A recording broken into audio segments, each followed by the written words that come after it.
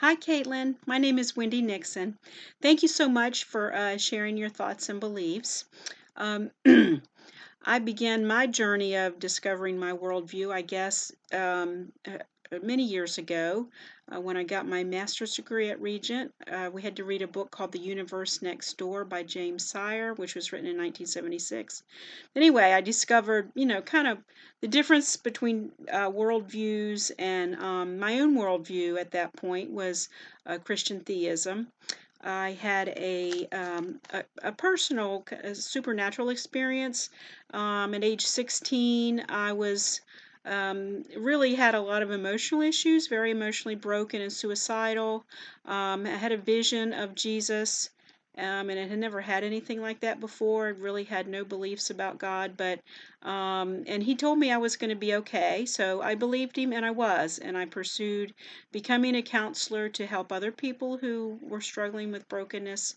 And so a really neat redemption story, I guess, is that 20 years later, I became a licensed therapist at the very same psychiatric hospital where I had once been as a 16-year-old. So that was kind of a neat redemption God thing to me. So anyway, more currently, I have some Jewish heritage, and I have become part of a Messianic Jewish synagogue, which basically has the similar tenets as Christian theism, but it's based, of course, in um, Judaism too as the roots. But Jewish believers just believe Messiah has come, whereas those in still in traditional Judaism, are still waiting for Messiah to come. So excuse me. Uh, you made a comment about everything is God, and I think similarly, I believe everything was created by God and His Spirit is in us. So that was a similar point that I saw that you had talked about. I do believe the human spirit comes from God and returns to God, and that God is our source. Compassion and kindness that you mentioned also as a core value. I like the statement in our textbook, Hathaway in Your House, 2021, that there's two books but one author, that we can really know God through science and scripture. So that was a neat, interesting concept to me.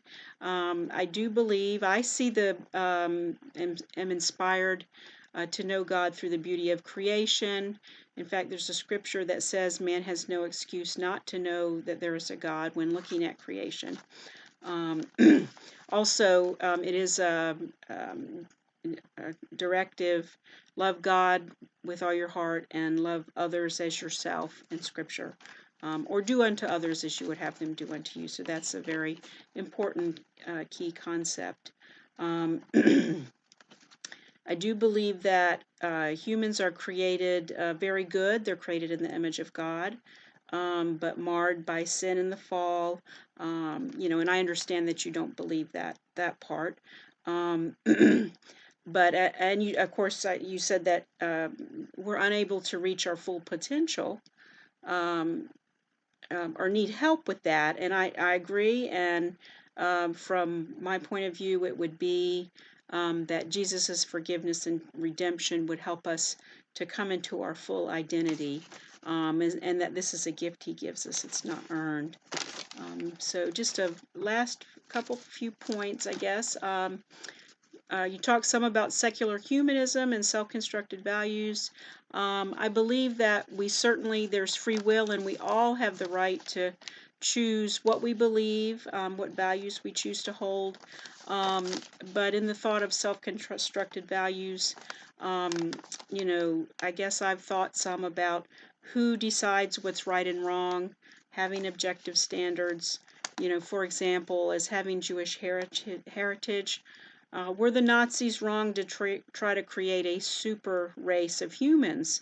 I guess that can be argued, but of course, my family was involved in the 6 million Jews being exterminated. So, anyway, just something to ponder. I know that was a part of my coming to faith too and struggling with that question. C.S. Lewis, in his book Mere Christianity, discusses his conversion from atheism to Christianity, and he talked about a turning point was that two men were arguing on a bus, and what gave one the right over the other. And he felt like that we as humans need an objective standard, such as God, giving us some direction with that. So anyway, thank you so much for sharing. I love that you read the Jewish text. I study that too. I think it's very exciting to learn about historical Judaism and culture.